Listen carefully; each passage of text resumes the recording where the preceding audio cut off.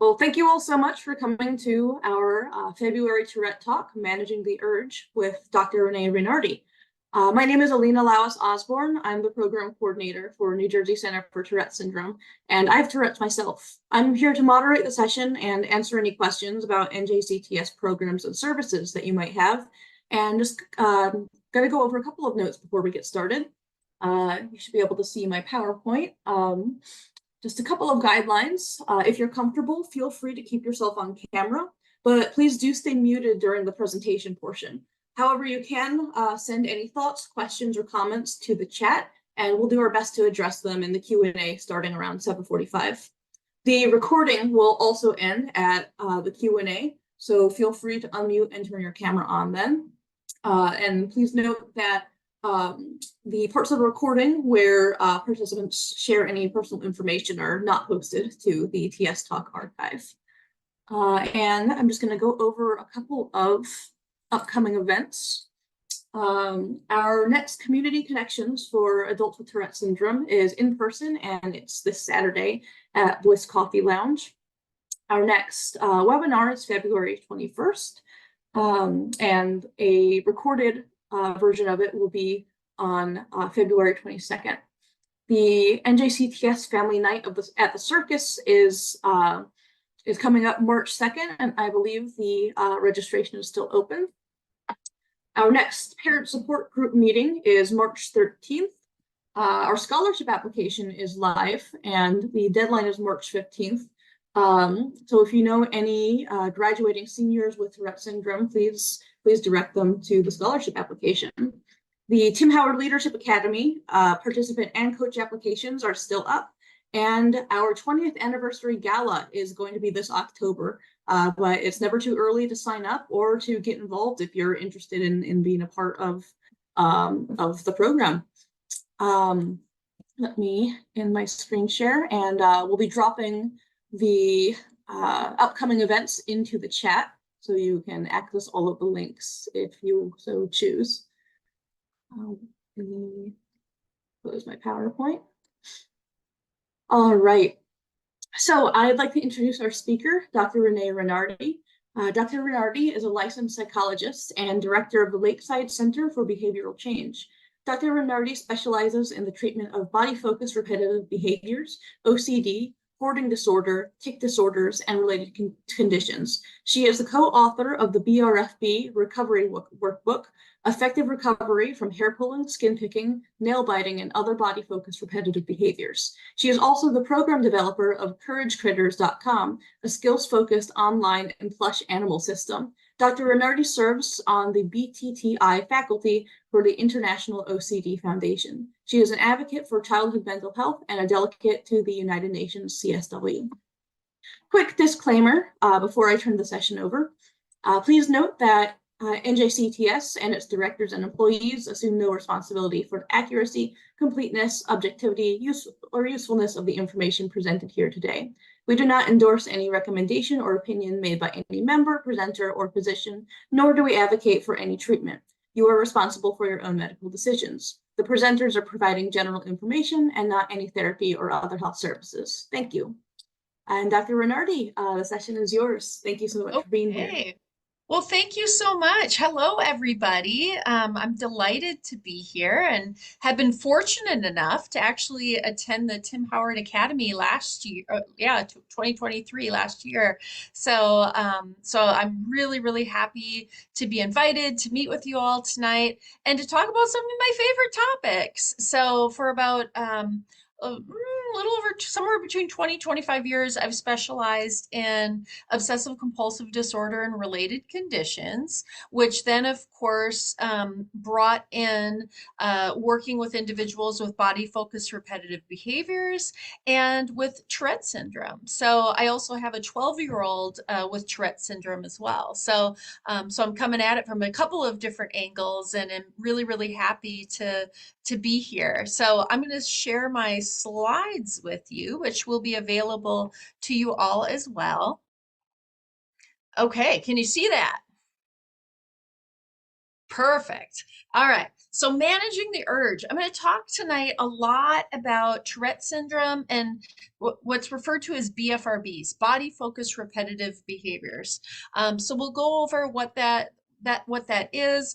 Uh, we will have time at the end for some Q&A, which I'm always excited to hear from you all and to see what observations you have, what questions you have, and feedback. Because honestly, this is an area, this association and the relationship between BFRBs and Tourette syndrome is something that really has been understudied and not very looked at. Now, as a clinician that's treated these conditions for over 20 years, and as a mom of a child with Tourette syndrome, I can tell you that these things do tend to co-occur frequently. So we'll talk about that tonight. And in the description, I called it ticky, tricky, picky nervous systems, right? So, and that's the thing, like we're all one unit. So these things tend to travel together. And we're going to talk a little bit about that here this evening. So this is my contact information. Lakesidecenter.org is my website. Honestly, though, if you just Google my name, I'm pretty easy to find. There's my telephone number, my other company, Courage Critters, and that's my email on there as well. So feel free to reach out. I'm happy to answer questions tonight, but if you think of something later or you're a little shy and don't want to ask it now, I would encourage you to, though, because if you're thinking about it and if you have that question, there's probably at least one other person who has the same question. So it is good if you feel comfortable enough to share it in the chat or ask it at the end. Okay, let's see if I can get this technology to work. That's the next big thing. Yay. Okay. Uh, you guys know about this, but I like to throw in at least one slide on like what is Tourette syndrome. So it is a neurodevelopmental disorder. So it is different. Oftentimes we do see Tourette syndrome and tic disorders travel along with other conditions like OCD and BFRBs and attention deficit disorder. So I used to work with Charlie Mansueto in Washington, D.C., and he called it alphabet soup, right? So because kids have TS, ADD, OCD, all these letters. But I always tell people, don't get discouraged and feel like, oh my gosh, I have 5 different diagnoses. It tends to co-occur. So, and we're going to talk about that, what's called comorbidity or co-occurrence of conditions, and usually multiple conditions. So, and we're going to talk about treatment a bit too, and what that looks like. Tic disorders are quite common. So about 1 in 100 children have them. Of course, to have Tourette's, you need both the vocal and motor tics. So, we just kind of get a little kind of picky about that criteria sometimes. Although, again, I view these things as just our nervous system. Some of us are built a little more fancy than others. And if you have Tourette syndrome or BFRBs, you're just a little more fancy, right? So I kind of compare it oftentimes to cars. So, having a Ford or Toyota is great, very basic, easy to fix. You can put in the cheap gasoline, right? Runs all right, not very expensive when you bring it into the mechanic. When you have a fancy nervous system, it's kind of like having a Lamborghini or a Ferrari, right? So really cool. But it requires some extra driving lessons, right? So, and the best fuel. So, and that's where we're going to talk a little bit about emotional vulnerability factors, sleep, exercise, nutrition. There used to be an old movie called Gremlins. The young people in the audience tonight probably don't know it, but anyone over the age of 40 probably knows Gremlins. But anyway, it was a movie of these cute little critters, but they had rules. Like you couldn't feed them after midnight, you couldn't get them wet. And if you did, they kind of turned into these gremlins, right? That's kind of how our nervous system works sometimes if we don't follow our own rules. So it's good to understand what those rules are and how you function best. How your fancy Ferrari, pick your fancy car nervous system. That's probably what you're driving. So it's just learning a little bit more about yourself. We're going to talk about that tonight too, how to do a functional behavioral analysis when you're ticky, tricky, picky. So, the other thing, knowing that treatment is available, right? So, I've been very fortunate to have done this work for a long time, working with really, really awesome people and seeing people make a ton of progress. So it's great. I love my job. People ask me when I'm going to retire. I say never. I hope to be a wrinkly little old lady sitting here. I'm working. I'm getting closer to that. These are just a couple of neat slides from the Tourette Association, just talking about, how common are these things? So, about 1 million Americans have Tourette syndrome, right? So this is something you're in good company with lots and lots of other people who have these neurodevelopmental conditions. Oftentimes we see it in, developing in childhood and adolescence. I thought this was interesting. 50% are going undiagnosed, or at least underdiagnosed, misdiagnosed, or undiagnosed, right? So that's why I love being invited to give these talks, because it helps to decrease some of those misunderstandings. So anybody who invites me to go give a talk, I'm probably going to say yes most of the time on any of these topics, because I really like fighting for the underdog here, and I think that with both Tourette syndrome and body focused repetitive behaviors, these kinds of statistics are what keep me going, right? So, in addition to working with great people, knowing that there's so many people out there who don't even have an accurate diagnosis, right? Like, that's so frustrating. Or going into a doctor feeling like you kind of know, like, look, I think I have Tourette syndrome, or I think my kid has this, or, loved one, whoever, and then really kind of running up against walls as far as treatment goes, or even getting an accurate diagnosis. So that's got to change. We're working on it. Oh, sorry, my email must be up in the background there. Um, about 86% of people with Tourette, so anywhere, depending on the statistic that you look at again, this one is from the Tourette Association. I just like their slide, so I decided to share it and give them credit for it because it is nice. Uh, Somewhere between 80 and 86% of people with Tourette syndrome also have a co-occurring condition. So, and I wanted to share this too because they mention, attention deficit hyperactivity disorder. There is a lot of comorbidity, it looks like, between ADD, ADHD, and Tourette syndrome or tic disorder. So those letters often travel together, right? So that's part of the fanciness, it looks like.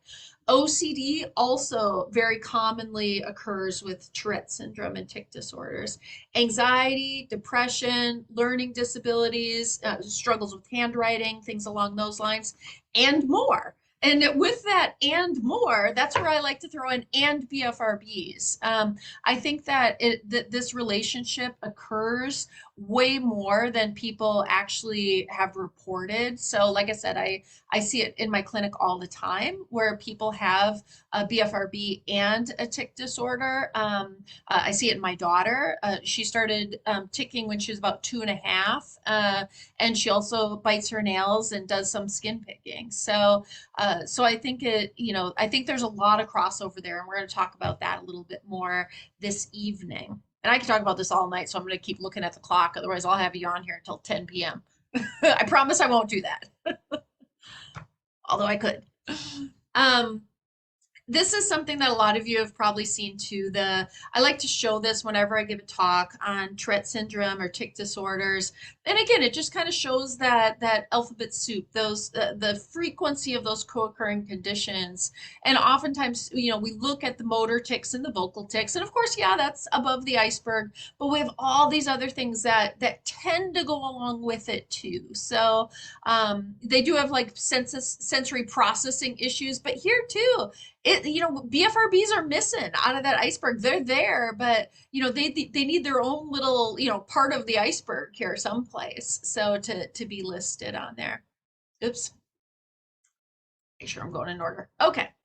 So let's talk a little bit more about like what is a BFRB anyway. So BFRB stands for body focused repetitive behaviors. And we're talking about these grooming behaviors that are excessive, right? Like we all do these grooming behaviors to some extent.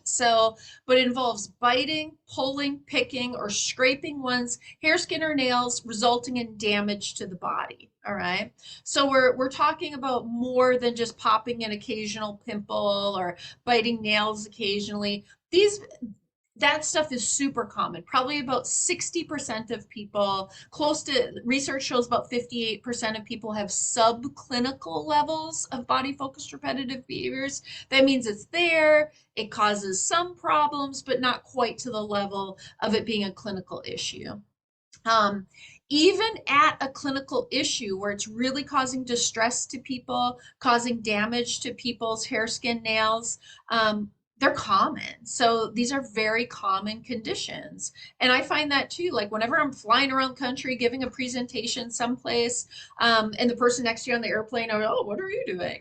Like I'll say, oh, I'm giving a talk in Philadelphia on body focused repetitive behaviors. And almost always they're like, oh, I have a child that pulls their eyelashes, or I struggled with skin picking in college and, really had picked at my face or picked at my chest or picked at my back or my arms, right? So, or people, I still do that, I'm wearing a wig right now. I didn't know that other people, experience this too. That's changing now. There is more awareness of these things, but I'm still surprised, again, how often, similar to Tourette's and tic disorders, how often people struggle with these conditions and, haven't received medical care, and appropriate therapy and things like that. So BFRBs do include a wide variety of behaviors. We're going to talk about some of that in a little bit. It occurs across cultures and demographics. So like tics, these are things that occur all around the world, right? So this is not unique just to the United States or a certain demographic.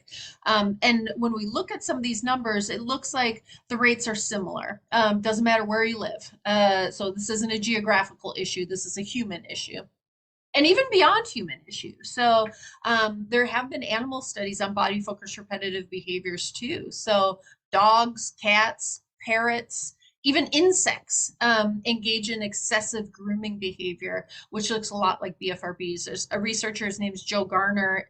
He was in California, I think he still is. He does research on mice. He's like a advocate for, like appropriate care of animals during research. And a lot of research animals engage in skin picking behavior. So he's done a lot of genetic research actually on mice and skin picking. So this is something, again, not unique to a certain part of the world or a certain culture, and maybe probably not even unique to our species. They are what's called heterogeneous in nature. That means that everybody's a little different. So I'm going to talk about that tonight. There isn't a one size fits all treatment, or people are going to have different symptoms, looking at between groups. So comparing two people, and even within the same individual, how symptoms present 5 years ago might be different than how they present today and how they might present 5 years from now.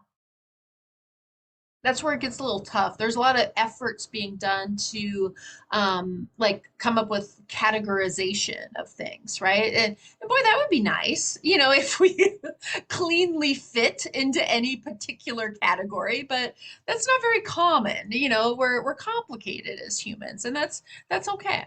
It's just learning how to figure ourselves out. So, and we're going to talk about that tonight and how to do what's called the functional behavioral analysis. So I'll cover that in just a little bit. So here's a list of the more common types of body focused repetitive behaviors. So this doesn't include all of them. These are the most common ones. So hair pulling, which is pronounced trichotillomania. I always tell people it's easier if you break it down with the O's. Trichotillomania, right? So that's compulsive hair pulling. Skin picking, which sometimes is referred to as dermatillomania or excoriation disorder. Nail biting, nail picking or chronic manicuring, eating of the hair. This is where I like to throw in a little bit of a caution when people are eating hair, which is, not super common, but it happens enough that I always screen for it and I ask people. It's not uncommon for people to like pull hair and like bite off the root or wrap the hair around their tongue or bite the hair into little tiny pieces. those things I'm not as concerned about. When people are ingesting and swallowing longer hairs, that's where we can actually have some medical problems and get something that's called a trichal bezoar, which is essentially like a hairball in the belly. So, and if we catch it when it's small enough, we can go through like endoscopy, grab that little guy and pull it out. When it's too big, it requires surgery. So otherwise, it can be a very serious condition that can impact people's digestion and cause a blockage. So we want to be careful if people are eating longer hairs. Eating of the skin. When people are eating their skin or nails, I sometimes, well, I often will refer them to just to do some blood work to make sure there isn't like some anemia or something like that going on there as well.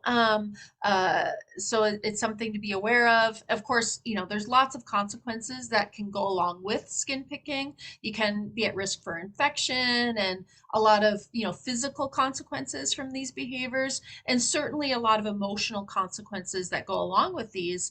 And I think when you combine kind of the shame and guilt and embarrassment that often go along with BFRBs with some of the shame and guilt and embarrassment that people oftentimes experience with Tourette syndrome, that's pretty tough, right? So it's good to learn about your conditions. It's good to know that you're not alone and you're still super cool, right? So it's something that is just knowing that you have these excessive motor behaviors, and we got to kind of understand why that is and what can we give your body in a different way. How do we meet that need for your nervous system so that maybe it's a little easier to say thanks but no thanks, to some of these BFRBs, and learn strategies too to help decrease the intensity and frequency of tics as well.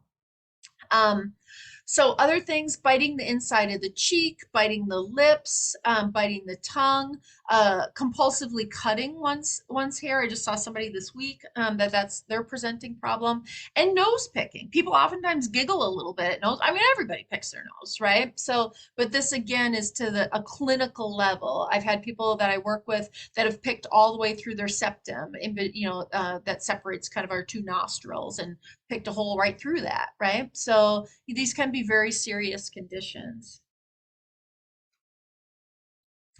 So tricky, picky. You're not alone, right? So, and as I mentioned in the beginning, um, we need more research on this. There's not a ton out there, but it's interesting because when we do look at the research between body focused repetitive behaviors and tic disorders, it looks like there's an association there, right? So, an association for what things look like from a biological perspective, and also just kind of how how these conditions are experienced usually day to day with people. So there's a lot of shared characteristics too between tic disorders and body focused repetitive behaviors. And so we have a lot more to learn about this. And I think it's a really important area of study because I think we might find more answers as far as treatment goes and some of the neurobiology behind it, and the mechanisms that might be influencing these conditions. So when we look at so there's lots of shared characteristics with that. We're going to talk about that in a little bit when I talk about treatment. But when we look at prevalence rates, so these are with people with Tourette syndrome. We ask like, hey, how often do you pull your hair, bite your nails, pick your skin? So skin picking in this study in 2019 was the most current one that I could find. It shows, approximately 6% of people with Tourette syndrome engage in skin picking disorder, again, to the point where it's a clinical issue. Hair pulling, about 2.5%, and pathological nail biting, about 6% of people with Tourette syndrome experience these conditions to a clinical level. Now, when we look at kind of severity of tics and BFRBs, so when nail biting is present and ticks tend to be more severe, more bossy, more frequent. That was a predictor of skin picking disorder. So if we see nail biting and tick severity, it increases the likelihood that someone's going to have excoriation disorder.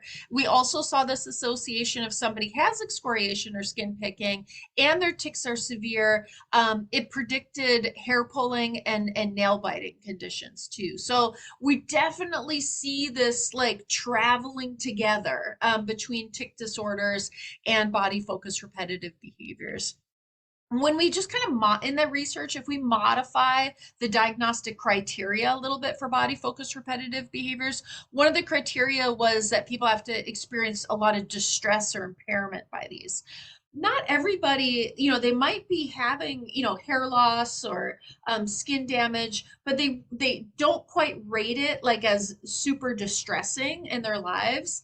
But when people do rate it as distressing, we do still see about 2 to 6%. But when we take out that distress criteria with body focused repetitive behaviors, the prevalence of BFRBs and tics is much more prevalent. So somewhere between 7 and almost 20% of people who have a tic disorder also have a BFRB. So I think that as far as these numbers go, it's hard to like say it with certainty because we need so much more research on this. But I think it just gives us an idea that, yeah, you know what, there's something there. So more than what we would see by chance. And when we look at co-occurring conditions with hair pulling, trichotillomania, just like tic disorder, so again, about 86% of people with tic disorders have a co-occurring condition. People with trichotillomania, about 55 to about 80% of people with hair pulling also have a co-occurring condition, right? So again, very rarely does someone just fit neatly in one box, right? So that's honestly, I almost never see that clinically. So when we look at trichotillomania, about half of people endorse anxiety, about 43% depression, 29% OCD, 29% ADHD, and then you guys can see this PTSD, panic disorder, skin picking, 24%. So when we look at within BFRBs, a lot of people have more than one, right? So if you're watching this tonight and you have a tic disorder and you're like, oh boy, I bite my nails, pick my skin, and pull my hair, again, you're in the norm, right? Like that's oftentimes what we see. So is this co-occurrence of these conditions? Bipolar disorder, drug and alcohol abuse, which I think also gets underreported for individuals, especially as more things get legalized, like marijuana and people microdosing shrooms and all of that stuff. It's important to talk to people about that. Eating disorders, and here we go. 8% of people with trichotillomania report also having a tic disorder. So, and that's relatively recent research. When we look at excoriation disorder, so again, we see a lot of co-occurring conditions. About 74% of people have anxiety, depression, substance use, something along with that people are presenting to this tertiary care center in this particular research study. In this other research study, we see a lot of anxiety, a lot of depression, panic, PTSD, OCD, which tends to travel with these things frequently, ADHD, eating disorders, substance abuse, again, the co-occurring body focused repetitive behavior. With skin picking, we see a lot of trichotillomania, and there we are again, 7% of people report tics with excoriation. Nail biting, we see a lot of, there's a lot more research that needs to be done on nail biting. There really isn't much at all. And again, everybody bites their nails from time to time. These are to like clinical levels where people have all the way down to the very bottom of their nails, or they've completely removed their nail bed or have severe damage to their nails, right? These are serious conditions that people struggle with. And we see a lot of comorbidity with that as well. And a lot of tics, a lot of ADHD with nail biting. This is a little bit about when we talk about what does treatment look like, these are some of the treatments that have been researched and the things that are out there. So it's good for you guys to know about that. Of course, in a 45-minute talk, I can't go into a ton of detail, but it's good to know that these things are out there. and looking at what is a good fit for you or your loved one who might be experiencing these things. So pharmacotherapies and nutraceuticals. So, there are fortunately some things that can be helpful with medications and tic disorders. So, it's mixed like anything on, how much improvement. Some people have nothing but side effects, right? But other people do find symptom relief with pharmacotherapies. That's great. Nutraceuticals, that's like supplements and vitamins and things like that. That's also an important thing to consider. Again, I think everybody is different, so just be careful with that, especially if you're mixing nutraceuticals and pharmacotherapies. Just make sure you're talking to your doctor or your pharmacist. If you're seeing a natural doctor and a psychiatrist, make sure they know each other exist, right? So and talk about that with BFRBs and pharmacotherapy. A lot of times, if somebody has a difficulty with compulsive hair pulling or skin picking, they'll get prescribed an SSRI because when we look in the DSM, the Diagnostic and Statistical Manual, BFRBs fall under OCD and related conditions, right? So it turns out they probably don't really belong there. It looks like BFRBs are more similar to tic disorders than what they probably are with OCD. But that's where it is right now. But unfortunately, a lot of prescribers look at that and they think, oh, well, I'll treat it like I would treat OCD. It's a compulsive behavior, right? So let me prescribe them an SSRI. Now, there's no FDA approved medication for body focused repetitive behavior. So there's no one medication that's like, hey, this works great for hair pulling or skin picking or nail biting. That being said, sometimes psychotropics can be helpful if people also experience anxiety or they also experience depression or they also experience a tic disorder. So, but don't count on a medication to specifically help the body focused repetitive behavior. Again, there might be some people out there that find a positive response to that, but research doesn't really have strong support for any particular type of SSRI or tricyclic antidepressant or things like that. There have been some research studies on nutraceuticals, things like NAC and acetylcysteine with body focused repetitive behaviors. There's some possible benefit for adults to take NAC with to help decrease BFRB. There isn't a lot of support in the research for children to take NAC and benefit with their body focused repetitive behavior. So it's good to know that. It is something that doesn't tend to have a lot of side effects with it. It's a amino acid is kind of the category of what NAC is. There's been studies on inositol. There's been studies on cannabinoids, which is like marijuana pills and things. So not a lot of support, I'm afraid. So as far as BFRBs go, again, not to say that it's impossible that people would find treatment benefit, but there's not a lot of support in the research for that. Another thing that you'll see a lot in research is something for both tic disorders and BFRBs is called habit reversal training or HRT. So, and this is something, a treatment developed, well, I know the research was in the early 70s by Azarin and Nunn to treat BFRBs. And initially, HRT was used to treat tic disorders. So, being able to look at self-monitoring, understanding kind of and building what's called this functional behavioral analysis, which I'll talk about here, I think, next. And really starting to kind of understand like when is this happening? Let's practice some what's called stimulus control, right? So if something is really triggering to somebody's tic or really triggering to a body focused repetitive behavior, what can we do to modify that environment?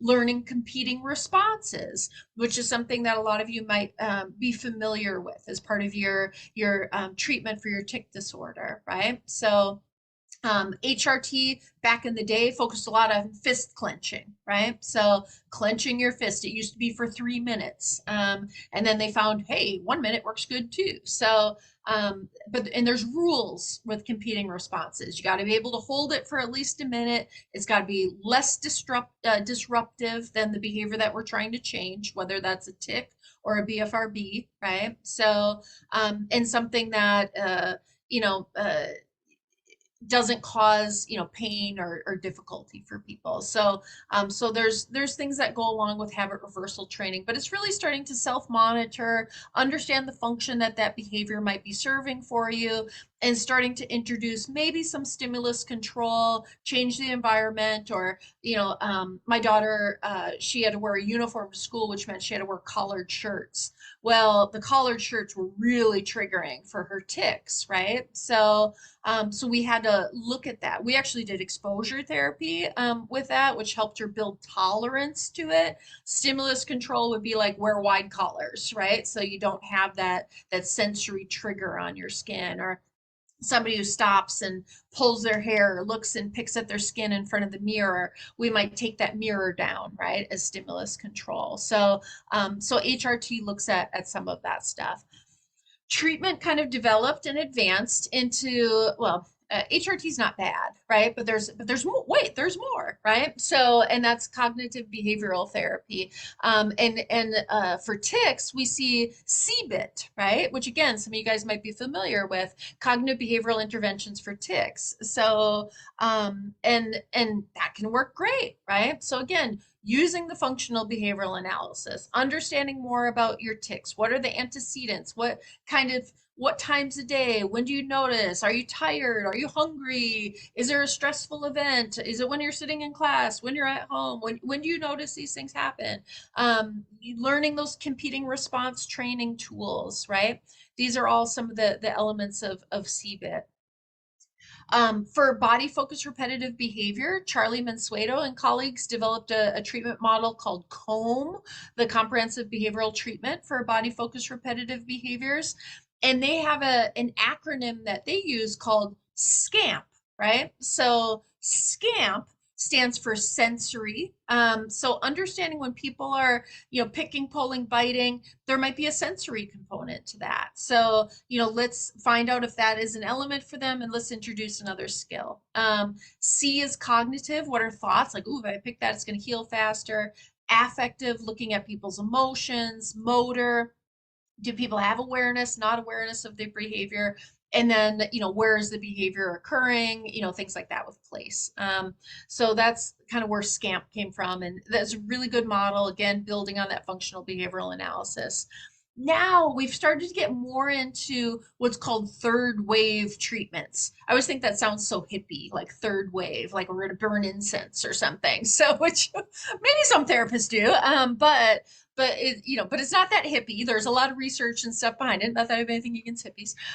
But acceptance and commitment therapy is really looking at how people live their life. What are your values? Like, what's most important to you?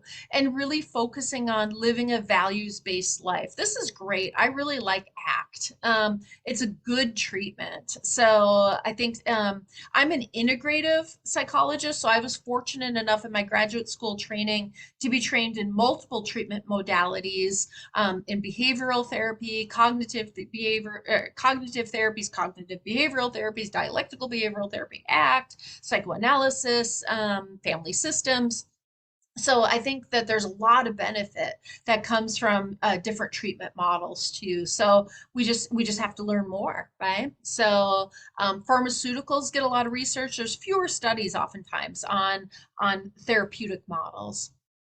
Dialectical behavioral therapy, also awesome, lots of skills. So DBT can be used with HRT as well for treating body focused repetitive behaviors. I think there's a lot of potential benefit too in treating tic disorders. It's just good life skills, right? So dialectical behavioral therapy has four main modules with it: mindfulness, distress tolerance, interpersonal effectiveness, and just really learning how to cope, right? So it's just good coping skills that go along with DBT. So I always encourage that was created to help people with borderline personality disorder. So if you look at DBT and you're like, oh man, I don't have borderline, or maybe you do, I don't know. But it isn't just for borderline personality disorder. I think it's a great treatment model that everybody should learn, right? They should teach it in elementary school.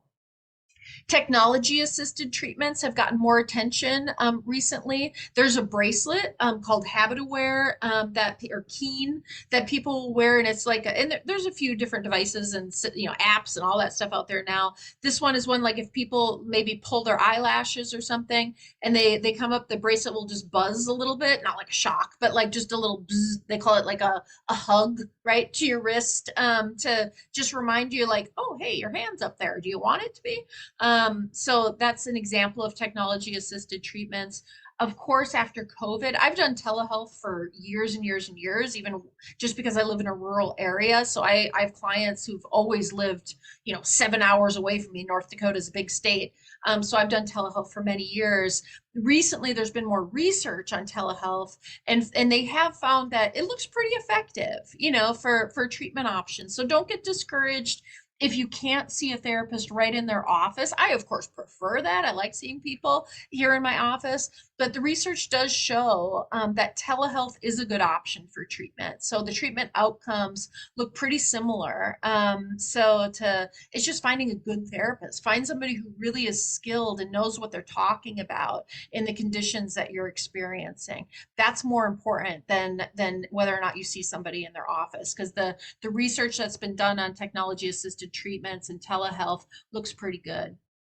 Um, Combination and integrative behavioral therapies. That's really what I do, and I think a lot of therapists who's practiced for a long time is that you just kind of lean in that direction, and the research is kind of going in that direction now too. So when it comes to BFRBs and other conditions, we see a lot of clinicians and a lot of research that's kind of going into ACT and HRT or DBT and HRT, or doing these things. My colleague and I, the book that we wrote, the BFRB Recovery Workbook, is a very integrative treatment model. So, and my colleague, Dr. Deibler, who actually also presents for this organization too. So, we actually trained together in grad school. So we both were trained as integrative providers anyway. And then, so we've practiced this for many years, and it's good to see, more research support for that. I mean, it's great to have different tools.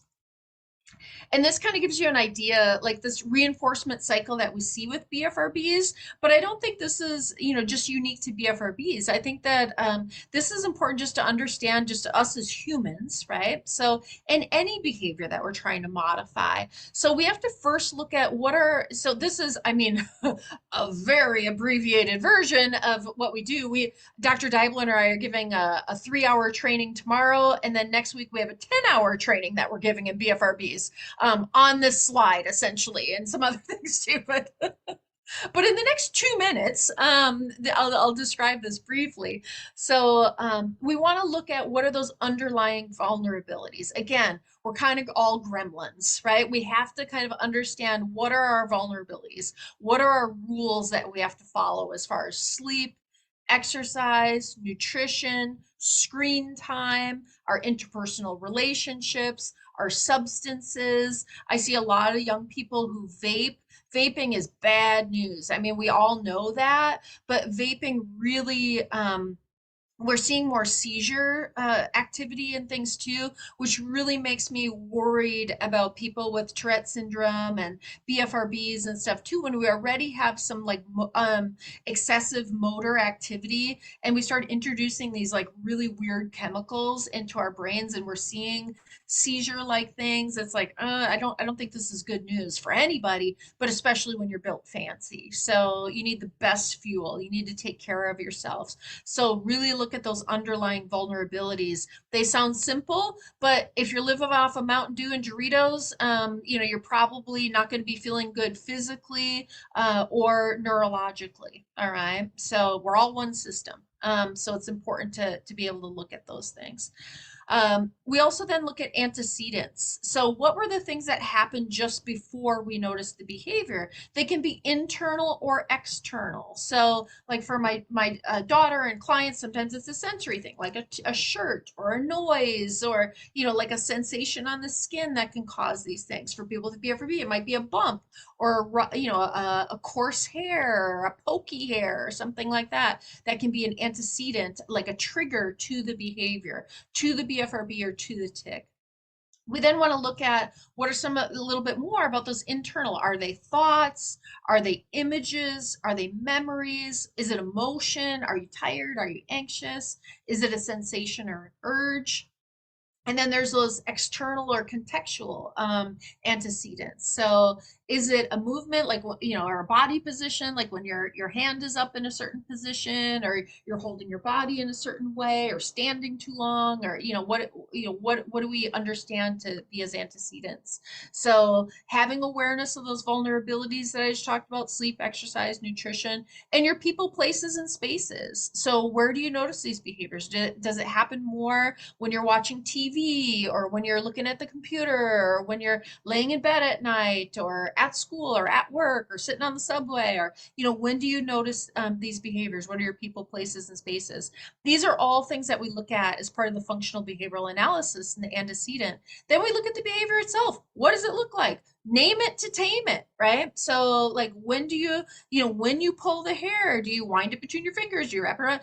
Do you look at the hair root? Like, what are all the things of the behavior? Same thing with ticks. Where did you notice it? Do you notice a premonitory urge that goes along with that? What do the behaviors look like? Where do you feel it first, especially if it's complex ticks?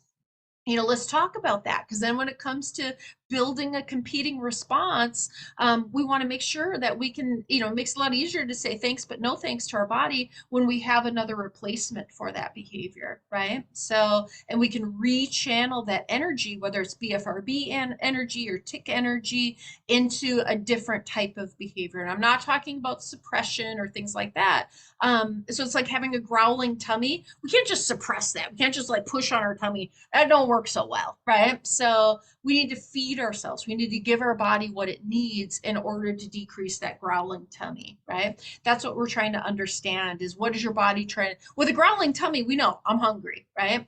With a tick or a BFRB, it isn't quite as easy to, decipher that message sometimes with the body. So we kind of have to understand, what is my body communicating to me? Is there something I can give my body to help decrease that behavior right now? But we have to understand the behavior again, name it to tame it type of thing. Then we look at the consequences. What are the consequences that occur as a result of the behavior? Usually immediately with BFRBs and ticks, there's like a release or like a relief that goes along with it, like this buildup, this tension, like I got to do it, right? That we notice often in both BFRBs and ticks. Not always, but often. So often we will see this relief or this feeling of like satisfaction for like getting it out, right? Engaging the behavior. But unfortunately, with time, the longer term consequences tend to be negative for people too. So, shame, guilt, embarrassment, damage to the body, not being able to participate in other activities, avoidance behaviors, all that stuff, right? So these are some of the things that we look at in treatment. And then we can understand, like, where do we intervene? Like, what treatment strategies are going to be most effective for people? So utilizing all of those things in that menu, right? Then once I have a better idea of people's functional behavioral analysis, all of those components in that cycle, then I'm going to know, like, if people have a lot of shame and guilt or things like that, I'm going to do a lot of acceptance and commitment therapy. So if people have a lot of sensory triggers and maybe they have to build more tolerance to that, I'm going to do probably a little exposure therapy, right? So like for my daughter, going to school, like we would start wearing collared shirts and like July, right? So that she could get used to that sensation.